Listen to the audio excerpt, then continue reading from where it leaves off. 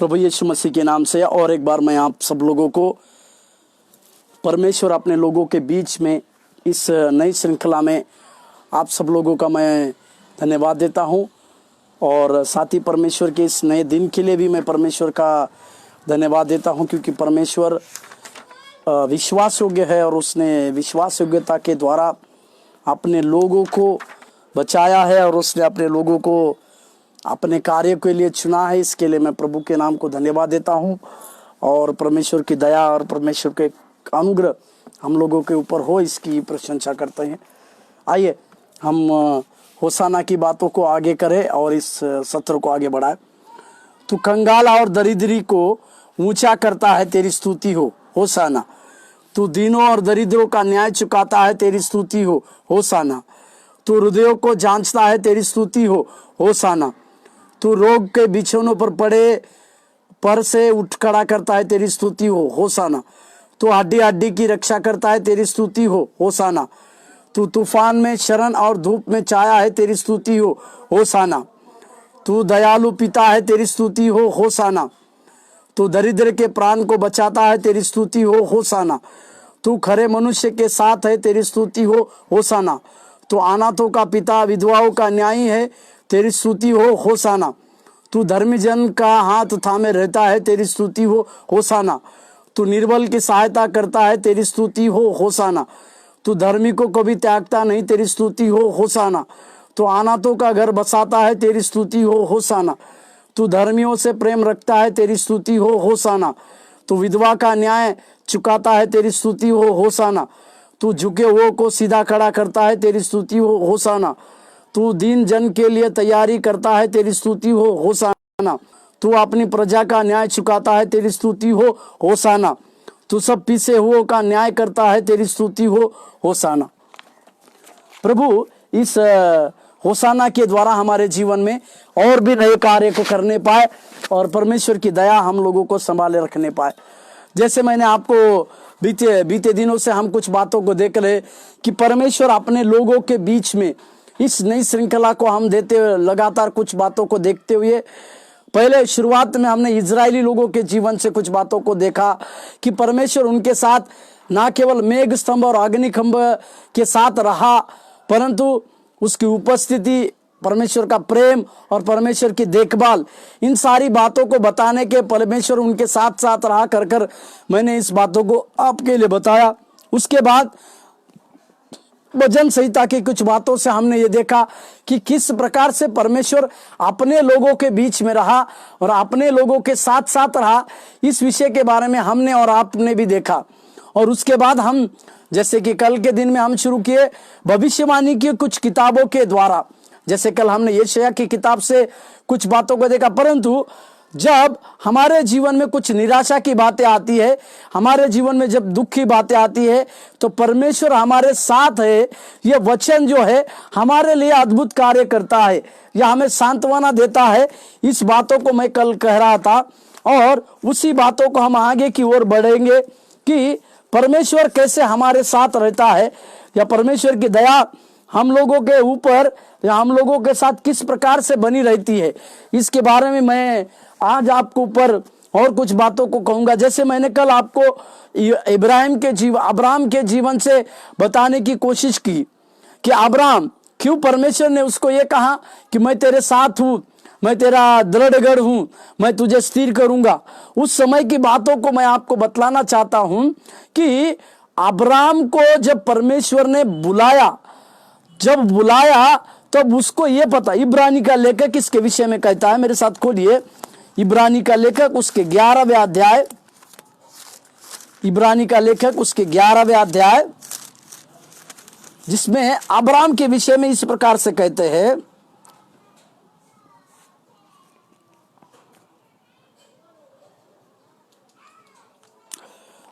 इब्रानी का लेखक अब्राहम के विषय में कहता है, इब्रानी की पत्री उसके 11वें अध्याय 8वें पद को मैं पढ़ रहा हूं। इब्रानी की पत्री 11 अध्याय के 8वें पद, विश्वासी से अब्राहम जब बुलाया गया तो आज्ञा मानकर ऐसी जगह निकल गया जिसे मीरास में लेने वाला था और यह न जानता था कि मैं किधर जाता हूं, तो भी निकल गया।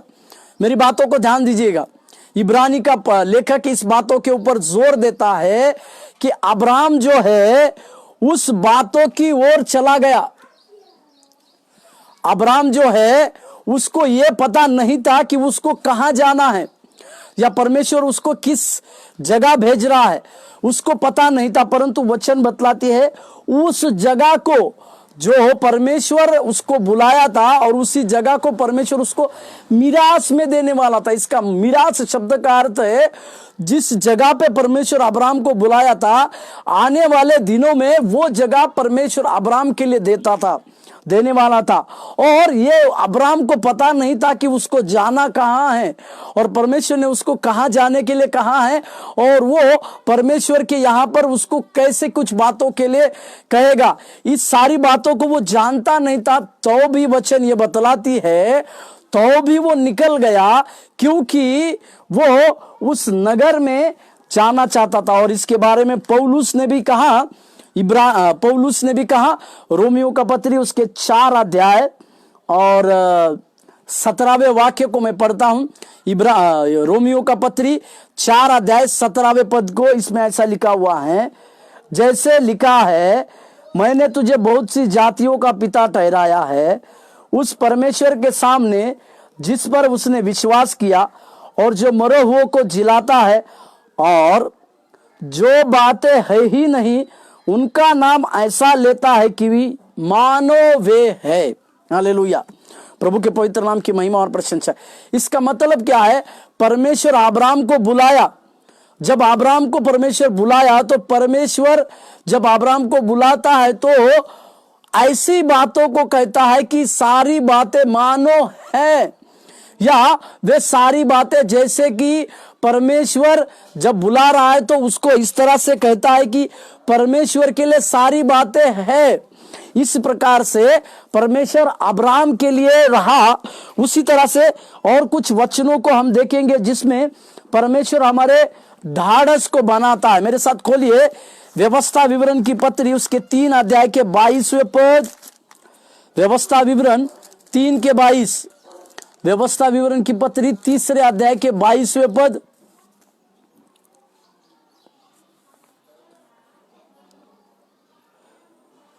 उनसे न डरना, क्योंकि जो तुम्हारी ओर से लड़ने वाला है वह तुम्हारा परमेश्वर यहोवा है। यहां पर हम देखते हैं कि परमेश्वर इजरायली लोगों को इस प्रकार से कहता है कि उन सारे लोगों से डरने की आवश्यकता नहीं, या उन सारे लोगों को डरने की कारण नहीं, क्योंकि उन सारे लोगों के साथ लड़ने वाला परमेश्वर है कह के दिखाता है। जब इस महामारी के इस युग में जब आप और हम लोग जब जी रहे तो कई एक प्रकार के मृत्यु के तांडव को हम देख रहे, कई एक प्रकार की बातों को देख रहे जो जगत में कुछ लोग छोड़कर चले जा रहे हैं। कई एक लोगों को हम देख रहे जो दुनिया से चले जा रहे, कई एक सेवक लोग प्रभु के पास चले जा रहे। उस समय हमारे भी अंदर एक डर की बातों के आने की संभावना होती है, परंतु परमेश्वर ये कहना चाहता है कि उन सब से डरने की आवश्यकता नहीं, क्योंकि हमारे शत्रुओं से हमें लड़ने की आवश्यकता नहीं, क्योंकि शत्रुओं से हमें इसीलिए लड़ने की आवश्यकता नहीं क्योंकि वो शत्रुओं से लड़ने वाला परमेश्वर हमारे साथ साथ चलता है। इसी के लिए जब और एक वचन में निर्गमन की पत्री उसके 14वें अध्याय में हम अगर पढ़ते हैं, निर्गमन की पत्री उसके 14वें अध्याय में मैं आपको ये बात को बताना चाहता हूं, लाल समुद्र पार करने से पहले इस वचन को परमेश्वर मूसा के द्वारा कहता, तब तक उन्होंने लाल समुद्र पार नहीं किया था। अभी पीछे से फिरौन की सेना आ रही है, आगे इजरायलियों के लिए लाल समुद्र है। अभी उनके अंदर एक दुविधा जैसी बातें हो रही है कि वो जी पाएंगे या नहीं, या मृत्यु का डर उनको अंदर आ रहा है। तब परमेश्वर अपना बात को मूसा के जीवन में प्रकट कर कर कहता है। निर्गमन का पत्री 14 अध्याय के 13वें वाक्य को मैं पढ़ रहा हूं। निर्गमन के पत्री 14 का 13, मूसा ने लोगों से कहा, डरो मत, खड़े खड़े वो उद्धार का काम देखो जो यहोवा आज तुम्हारे लिए करेगा, क्योंकि जिन मिस्त्रियों को तुम आज देखते हो उनको फिर न देखोगे। हालेलुया। डरो मत कहकर परमेश्वर ने मूसा के द्वारा सारे इजरायली लोगों को यह बात पहुंचाई, क्योंकि यह युद्ध जो है परमेश्वर उनके द्वारा युद्ध करने वाला था। और हम देखते हैं कि परमेश्वर ने इसी बातों को इजरायली लोगों के जीवन में भी पूरी किया, और उन्होंने उसके बाद उन फिरौन के सेना को कभी नहीं देखा, फिरौन के लोगों को उन्होंने कभी भी नहीं देखा। अपने पूरे जीवित काल के समय में उन्होंने कभी भी फिर बाद में फिरौन की सेना को उनके पीछे लगते हुए नहीं देखा। इसका मतलब परमेश्वर विश्वास योग्य है, और जो बातें वो बोलता है वो बातें करता है। इसी के लिए हमें क्या करने की आवश्यकता है? हमें केवल उसके ऊपर विश्वास रखने की आवश्यकता है, उसके विश्वास के अनुसार चलने की आवश्यकता है, और साथ ही साथ परमेश्वर के अद्भुत बातों को हमारे जीवन में लगातार लेते हुए आगे चलकर परमेश्वर की दया और परमेश्वर के अनुग्रह को हमारे जीवन में मांगते हुए प्रभु के कार्य को करने की आवश्यकता है। इस बातों को हम समझे और इस बातों को हम जानने के लिए भी परमेश्वर हमारे साथ बर्ताव करने पाए। यहोशू के जीवन में भी इस वचन को देखते हैं। यहोशू का पत्री उसके पहले अध्याय के 9वें पद में यहोशू के बारे में लिखा हुआ, मेरे साथ खोलिए, यहोशू 1:9। यहोशू के बारे में यहाँ कुछ मैं बताना चाहता हूँ। मूसा के बाद परमेश्वर यहोशू को चुना अपना एक उत्तरदायित्व के लिए। अभी मूसा चला गया है, या मूसा की मृत्यु के बाद परमेश्वर ने यहोशू को अपने एक सेनापति के रूप में चुना। अभी परमेश्वर उसको एक आश्वासन देता है। यहोशू 1:9 उसमें लिखा है, क्या मैंने तुझे आज्ञा नहीं की? हियाव बांधकर दृढ़ हो जा, भय न खा और तेरा मन कच्चा ना हो, क्योंकि जहां जहां तू जाएगा वहां वहां तेरा परमेश्वर तेरे संग रहेगा। प्रभु के नाम की महिमा और प्रशंसा। यहां पर परमेश्वर मूसा के उदाहरण को भी देखकर कहता है, जैसे मैं मूसा के संग रहा वैसे तेरे भी संग रहूंगा, और जहां कहीं भी तू जाएगा मैं तेरे संग रहूंगा बोलकर परमेश्वर एक बड़ी बातों के साथ, परमेश्वर एक अपने अद्भुत क्रिया के साथ यहोशू को इस बात में दृढ़ता लाता है। यहोशू को इस बात के लिए वो दृढ़ करता है कि तुम्हें डरने की आवश्यकता नहीं है, क्योंकि जहां जहां तुम कहीं जाओगे वहां वहां परमेश्वर जो है तुम्हारे साथ रहेगा, और परमेश्वर की बातें तुम लोगों के साथ बनी रहेगी। इस विषय को परमेश्वर उसके जीवन में देता है, परमेश्वर उनके लिए करता है। इस बातों को हमें समझने की आवश्यकता है, इस बातों को हमें जानने की आवश्यकता है। मेरे प्रियो, हमें भी इस बात को समझने की जरूरी है, हमें भी इस बात को जानने की जरूरी है कि परमेश्वर हमारे भी साथ, ये बात केवल यहोशू के साथ हो रही है इसका मतलब ये नहीं, परमेश्वर हमें भी इसी दृढ़ता के साथ कहता है कि जब हम परमेश्वर की आज्ञा को मानने वाले, परमेश्वर की बातों को स्वीकार करने वाले, या परमेश्वर के ऊपर अपना बहुतायत से विश्वास रखने वाले बनते हैं, तो हमारे भी जीवन में परमेश्वर एक अद्भुत से अद्भुत बातों को करता है। हमारे भी जीवन में परमेश्वर दया की बहुतायत की बातों को करता है। इस विषय को हमें बेहतर रीति से समझने की और जानने की आवश्यकता है। हालेलुया, प्रभु के नाम की महिमा और प्रशंसा। और यशायाह की किताब में 43 के दूसरे वाक्य में भी इस बात को हम पढ़ते हैं। यशायाह की किताब में 43 के दूसरे वाक्य में, जब तू जल से होकर जाए मैं तेरे संग रहूंगा, अब जब तू जल नदियों में होकर चले तब वे तुझे डुबा ना सकेगी, जब तू आग में चले तब तुझे आंच ना लगेगी और उसकी लौ तुझे जला ना सकेगी। हालेलुया, प्रभु के नाम की महिमा और प्रशंसा होने। यहां पर जब तू जल से होकर जाए बोलकर लिखा हुआ, इसका मतलब क्या है? इसका अर्थ यह है कि हमारे जीवन में जल से होकर गुजरने का समय नहीं आएगा, ऐसा नहीं। जरूर हमारे लिए जल से गुजरने का समय जरूर परमेश्वर देगा, या जरूर परमेश्वर के द्वारा हमारे लिए वो जल से गुजरने का समय आएगा, परंतु हमें हियाव बांधने की आवश्यकता है, दृढ़ता के साथ रहने की आवश्यकता है, और प्रभु के कार्य को परमेश्वर के द्वारा सिद्ध करने की आवश्यकता है। क्योंकि हमें लगातार लिए हुए हम किसी भी परिस्थिति में क्यों न जाए, परमेश्वर हमारे साथ साथ रहेगा। यदि हम परमेश्वर की आज्ञा को मानते हैं, यदि हम परमेश्वर के वचनों को मानते हैं, या हम परमेश्वर के साथ साथ रहते हुए प्रभु की बातों को स्वीकार करते हैं, तो अवश्य परमेश्वर हमारे साथ रहता है। इस बातों को हमें और रीति से समझने की आवश्यकता है और जानने की आवश्यकता है। और एक वचन मेरे साथ खोलिएगा, यिर्मयाह के पत्री 30 अध्याय के 10वें पद को, यिर्मयाह का पत्री 30वें अध्याय के 10वें पद, यिर्मयाह का पत्री 30 का 10। इसीलिए है मेरे दास याकूब, तेरे लिए यहोवा की यह वाणी है, मत डर हे इज़राइल, विस्मित ना हो, क्योंकि मैं दूर देश से तुझे और तेरे वंश की को बंधुआई के देश से छुड़ा ले आऊंगा। तब याकूब लौटकर चैन और सुख से रहेगा और उसे कोई डरने ना पाएगा। यहाँ पर परमेश्वर याकूब के विषय में इस भविष्यवाणी को कहता है कि हे याकूब, तू मत डर। किस चीज के लिए डर मत? तुम्हारे वंश के लिए जो दूर देश में है उसके लिए भी मत डर, क्योंकि परमेश्वर ये बातों को कहता है कि वो परमेश्वर जो उस सारे वह याकूब के वंशज को उसके पास लाएगा, उसके सम्मुख में लाएगा, ताकि याकूब को मिलाएगा। तब याकूब जो है एक चैन की सांस चैन पाएगा बोलकर लिखते। इसका मतलब आज जो हम परमेश्वर के विश्वास करने वाले, परमेश्वर के ऊपर विश्वास के साथ जीने वाले, हम भी आज परमेश्वर के उस आत्मिक इज़राइल के रूप में देखे जाते हैं, या हम लोग भी उस परमेश्वर के आत्मिक इज़राइल बनते हैं। इस विषय को हमें समझना है, इस विषय को हमें बेहतर रीति से जानना है, और लगातार परमेश्वर की बातों के साथ हमारे जीवन में भी परमेश्वर अद्भुत कार्य करे, इस विषय को हमें लगातार समझने की आवश्यकता है। परमेश्वर हमारे साथ बर्ताव करे और प्रभु की दया हमारे साथ चलने रहने पाए। और यिर्मयाह का पत्री 46, 27 और 28 को भी पढ़िए। यिर्मयाह की पत्री उसके 46वें अध्याय, यिर्मयाह का पत्री 46वें अध्याय 27 और 28 पद। परंतु हे मेरे दास याकूब, तू मत डर, और हे इज़राइल, विस्मित ना हो, क्योंकि मैं तुझे और तेरे वंश को बंधुआई के दूर दूर से छुड़ा ले आऊंगा। 28वें पद, हे मेरे दास याकूब, यहोवा की यह वाणी है कि तू मत डर, क्योंकि मैं तेरे साथ हूं।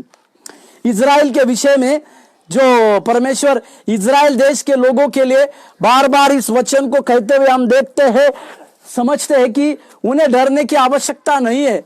भले उनके जीवन में कुछ भी क्यों ना हो, भले परिस्थिति चाहे किसी भी तरह की क्यों ना हो, उन सारे लोगों को डरने की आवश्यकता नहीं है। उन सारे लोगों को डरने के किसी भी बात का प्रमाण नहीं है, क्योंकि उनके साथ साथ रहने वाला परमेश्वर है, उनके साथ साथ लगातार चलने वाला परमेश्वर है, उनकी दया के साथ परमेश्वर उनको आगे लेके चलने वाला परमेश्वर है।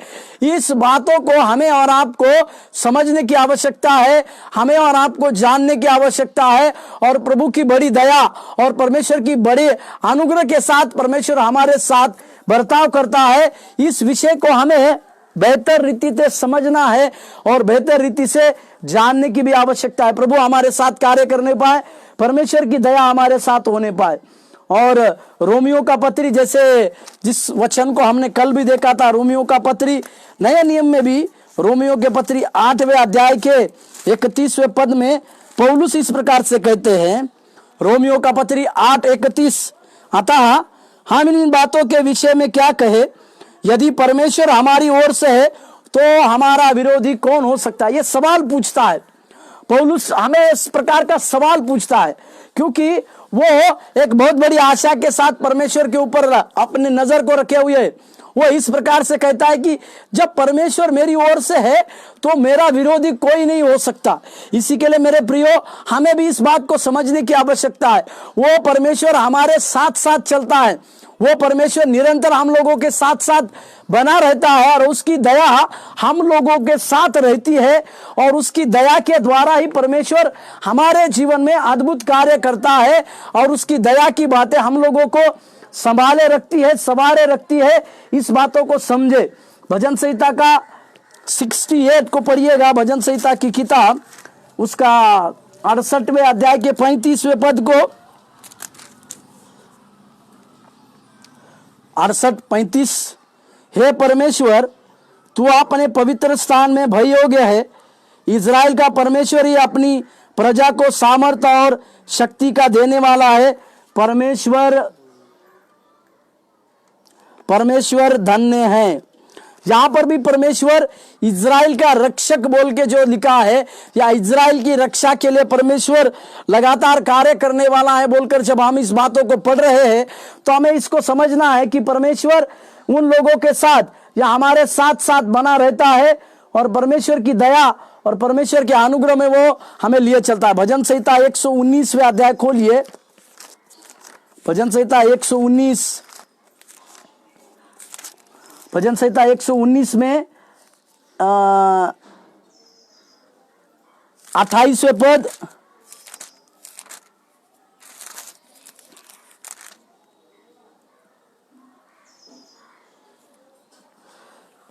भजन संहिता 119 का 28, मेरा जीव उदासी के मारे चल गया है, तू अपने वचन के अनुसार मुझे संभाल। यहां जो शब्द हम देख रहे, मुझे संभाल, इसका मतलब क्या है?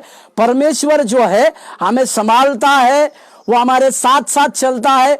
वो हमारे साथ साथ चलने के द्वारा परमेश्वर हमें संभाले हुए है, परमेश्वर हमारे जीवन में कार्य किए हुए हैं, और परमेश्वर की बड़ी दया, परमेश्वर के बड़े अनुग्रह हम लोगों के साथ साथ चला रहता है। उसकी दया की बातें हम लोगों के साथ रहती है। इस विषय को भी हमें समझने की आवश्यकता है, इस विषय को भी हमें जानने की आवश्यकता है, ताकि प्रभु की बातें हम लोग अच्छी रीति से समझ पाए और उसके कार्य हमारे जीवन में बेहतर रीति से होने पाए। इसको हम समझे और उसको हम जाने। और उसके 119 के 13 पद और 14 पद को पढ़िए। 119 के भजन संहिता 119 13 और 14 पद, तेरे सब कहे हुए नियमों का वर्णन मैंने अपने मुंह से किया है, मैं तेरी चितौनियों के मार्ग से मानो सब प्रकार के धन से हर्षित हुआ। हालेलुया। यहां पर भी परमेश्वर भजनकार के द्वारा यह कहना चाहता है कि वो परमेश्वर जो है उसकी दया और उसके मार्गों के ऊपर चलता है और उसी के अनुसार वो कार्य भी करता है। और एक वचन यशायाह नबी का किताब 44वें अध्याय, यशायाह नबी का किताब 44वें अध्याय दूसरे पद, यशायाह 44:2, तेरा कर्ता यहोवा जो तुझे गर्भ ही से बनाता आया और तेरी सहायता करेगा, जो कहता है, हे मेरे दास याकूब, हे मेरे चुने हुए यशूरून, मत डर। हालेलुया। प्रभु का यह कहना, विभिन्न परिस्थितियों में परमेश्वर का यह कहना कि हमें उससे डरने की आवश्यकता नहीं है। भले ही कुछ भी क्यों ना हो, हमारे जीवन में सारी बातें क्यों ना हो, विपरीत क्यों ना हो, हवाएं विपरीत क्यों ना चले, वातावरण विपरीत क्यों ना चले, जगह की बातें किसी तरह से क्यों ना विपरीत हो, परंतु हमें किसी भी चीज के लिए डरने की आवश्यकता नहीं है। हमें किसी भी बात में डरने की आवश्यकता नहीं है, क्योंकि वो महान परमेश्वर की बातें, उस महान परमेश्वर की दया की बातें, वो महान परमेश्वर की अद्भुत बातें हम लोगों के साथ है। वो परमेश्वर हमारे साथ है, उसके वचन की बातें हमारे साथ है, और उसके दिए हुए पवित्र वायदे की बातें भी हमारे साथ होने के चलते परमेश्वर हमें लगातार लिए हुए चलता है। इस बातों को हमें समझने की आवश्यकता है और जानने की भी आवश्यकता है। इसके बातों में हम समझे। और एक वचन पढ़िए, यशायाह नबी का किताब 49 के 8वें वाक्य, 49:8, यशायाह 49 के 8, यहोवा यो कहता है, अपनी प्रसन्नता के समय मैंने तेरी सुन ली, उद्धार करने के दिन मैंने तेरी सहायता की है, मैं तेरी रक्षा करके तुझे लोगों के लिए एक वाचा ठहराऊंगा, ताकि देश देश को स्थिर करे और उगड़े हुए स्थानों का उनको अधिकारियों के हाथ में दे। मैंने तेरी सहायता की है बोलकर जो लिखा हुआ है, मतलब परमेश्वर हमारी सहायता भी करता है। वो इसीलिए सहायता करता है क्योंकि वो हमारे संग संग रहने वाला परमेश्वर है, वो हम लोगों के साथ साथ चलने वाला परमेश्वर है। उसकी दया हमें कई एक बातों को दिखाती है, उसके कई एक बातों को हम विश्वास योग्यता के साथ जब ग्रहण करते हैं तो परमेश्वर हमारे लोगों के साथ रहता है, हम लोगों के साथ बर्ताव करता है। उसकी कई एक बातें हम लोगों के साथ हमारे जीवन में पूरी होती है। भजन से यशायाह के 50वें अध्याय, यशायाह 50 उसके 7वें पद को पढ़िएगा। यशायाह 50 के 7वें वाक्य, क्योंकि प्रभु यहोवा मेरी सहायता करता है, इस कारण मैंने संकोच नहीं किया, वरन अपना माथा चकमक के समान खड़ा किया, क्योंकि मुझे निश्चय था कि मुझे लज्जित न होना न पड़ेगा। हालेलुया। यहोवा मेरी सहायता करता है। भजनकार इस प्रकार से भी लिखा है 34 में, जिन्होंने उसकी ओर दृष्टि की उनका मुंह वो कभी लज्जित नहीं करेगा। इसका मतलब क्या है? परमेश्वर उन लोगों की सहायता भी करता है, और जिनकी परमेश्वर सहायता करता है उनको किसी भी बात में लज्जित नहीं होने देता। हमारे भी जीवन में परमेश्वर इस बातों को पूरी करने पाए कि वो हमारे जीवन में किसी भी परिस्थिति क्यों ना हो, हमें लज्जित नहीं करने की बातें परमेश्वर करे। और एक वचन पढ़िएगा, भजन संहिता का किताब 50वें अध्याय, भजन संहिता का माफ कीजिए, यशायाह का किताब 50 का 9वां वाक्य, यशायाह 50:9। सुनो, प्रभु यहोवा मेरी सहायता करेगा, मुझे कौन दोषी ठहरा सकता है? देख, वे सब कपड़ों के समान पुराने हो जाएंगे, उनके कीड़े खा लेंगे। प्रभु यहोवा सहायता करता है। बार बार हम सहायता शब्द देख रहे। इसका मतलब क्या है? वो परमेश्वर हमारी सहायता क्यों करता है? क्योंकि वो हमारे निकट रहने वाला है और उसने हमें लगातार सहायता का वायदा किया है। उसने कहा है, जगत के अंत तक मैं तुम्हारी सहायता करूंगा, या जगत के अंत तक वो सदैव हमारे साथ साथ बना रहेगा। उसकी दया, उसकी करुणा और उसके करुणा रूपी बादल हमारे साथ साथ चलते रहेंगे। इसलिए हमारे जीवन में इस बातों को बेहतर रीति से जानने और समझने की आवश्यकता है, जिसके विषय में हम समझे। भजन संहिता का लेखक इसके बारे में कहता है 18 के 35, भजन संहिता 18 अध्याय उसके 35वें वाक्य को पढ़िए। भजन संहिता 18 के 35, तूने मुझको अपने बचाव की ढाल दी है, तू अपने दाहिने हाथ से मुझे संभाले हुए है, और तेरी नम्रता ने महत्व दिया है। परमेश्वर का दाहिना हाथ एक ढाल के समान उन खोजियों को जो परमेश्वर के लिए लगातार खोजते हैं, परमेश्वर की ज्ञान की बातों के लिए खोजते हैं, परमेश्वर के लगातार अपने वचनों के द्वारा खोजते रहते, ऐसे सारी बातों को परमेश्वर जो है अपने जीवन में कार्य करता है, या परमेश्वर जो है अपने लोगों को बचाता है। इस विषय को हमें समझने की आवश्यकता है, इस विषय को हमें जानने की आवश्यकता है, और इसी की बातों को परमेश्वर के द्वारा पूरी करने की भी हमारे लिए जरूरी है। और परमेश्वर हमारे द्वारा इन सारी बातों को अद्भुत रीति से कार्य करते हुए देता है। इसे हमें समझे और जानने की आवश्यकता है। एक वचन और एक बार मेरे साथ पढ़िएगा, यशायाह नबी की किताब, माफ कीजिएगा, भजन संहिता 119 का 117, भजन संहिता 119 के 117वें वाक्य,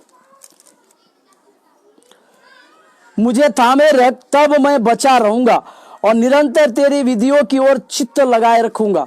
मतलब एक भजनकार की यह प्रार्थना है कि परमेश्वर तू मुझे निरंतर थामे रख, मतलब मुझे संभाले रख, मेरे साथ रहे, तू मुझे सहायता कर, मेरे संग रहे। इसी के द्वारा जब ये बातें होगी तो परमेश्वर की बातें या प्रभु की चितौनियां, परमेश्वर की विधियां जो है हम लोगों के साथ सदा बनी रहेगी। इस विषय को भजनकार हमें सिखाते हैं। निर्गमन की पत्री 3 अध्याय के 20वें पद को पढ़िए। निर्गमन की पत्री 3 का 20, निर्गमन 3 का 20, इसीलिए मैं हाथ बढ़ाकर उन सब आश्चर्य कर्मों से जो मिस्र के बीच करूंगा उस देश को मारूंगा, और उनके पश्चात वह तुमको जाने देगा। ये हाथ बढ़ाऊंगा मतलब परमेश्वर अपने भुजबल को प्रस्थापित करता था। परमेश्वर या मूसा के द्वारा एक अपने अद्भुत आश्चर्य कर्मों को करना चाहता था, और परमेश्वर ने अपना हाथ को बढ़ाया, मतलब अपने आश्चर्य कर्मों की बातों को प्रकट किया, अपने अद्भुत कर्मों की बातों को प्रकट किया, और उसी के द्वारा परमेश्वर की दया और परमेश्वर के अनुग्रह के द्वारा परमेश्वर ने फिरौन के मन को बदला, और फिरौन ने उन सारे मिस्री लोगों को अपने देश में चले जाने की आज्ञा को दिया। इसका मतलब परमेश्वर का हाथ बढ़ाना मतलब परमेश्वर अपने लोगों की सहायता करना, परमेश्वर अपने लोगों की मदद करना, परमेश्वर अपने लोगों के द्वारा कार्य में लाना, इस बातों को हमें समझे और इस बातों को जानने की आवश्यकता है। इसी बातों को अय्यूब की पत्री, अय्यूब की किताब में देखिए 40 के 14वें पद, अय्यूब की पत्री 40:14, अय्यूब 40 और 14वें पद। तब मैं भी तेरे विषय में मान लूंगा कि तेरा दाहिना हाथ मेरा उद्धार कर सकता है। हालेलुया, प्रभु के पवित्र नाम की महिमा। यहां पर अय्यूब भी इस बातों को प्रकट करता है कि तेरा दाहिना हाथ उद्धार कर सकता है या उद्धार करता है। इस विषय के बारे में मैं जान गया, या इस विषय के बारे में मैं लगातार जान चुका हूं। इस बातों को अय्यूब अपने जीवन में कहते हुए, अय्यूब अपने जीवन में पुकारते हुए हम देखते हैं। प्रभु के पवित्र नाम की महिमा और प्रशंसा होने पाए। इसी प्रकार से परमेश्वर की दया और परमेश्वर के अनुग्रह की बातें हम लोगों के साथ चलती है, हम लोगों के साथ बनी रहती है। इस विषय को हम समझे और जाने। आइए हम इस समय प्रार्थना करें। स्वर्गीय परमेश्वर प्रभु, धन्यवाद और स्तुति महिमा करते हैं। तेरी दया हमें संभालती है। इस बातों को देने के लिए प्रभु धन्यवाद कि आप हमें सहायता करते हैं, आप हमें संभालते हैं और आप हमारे साथ साथ रहते हैं। इन सारी बातों को आपने दिया, आपने कहा, इसके लिए प्रभु हम धन्यवाद देते हैं, तेरी महिमा करते हैं, तेरी प्रशंसा करते हैं। आप हमारे जीवन में लगातार कार्य करने पाए, लगातार तेरी बातें हम लोगों के साथ होने पाए, इसके लिए प्रभु हमें और विश्वास योग्यता के साथ चलने के लिए मदद कीजिए। तेरी बातों को प्रकट करने के लिए हमारे जीवन में हम अपने आप को सौंपते हुए तेरे उस कार्य को प्रकट करने के लिए सहायता मदद कीजिए। यीशु मसीह के नाम से मांगते हैं, आमीन। प्रभु आपको आशीष देने पाए। धन्यवाद।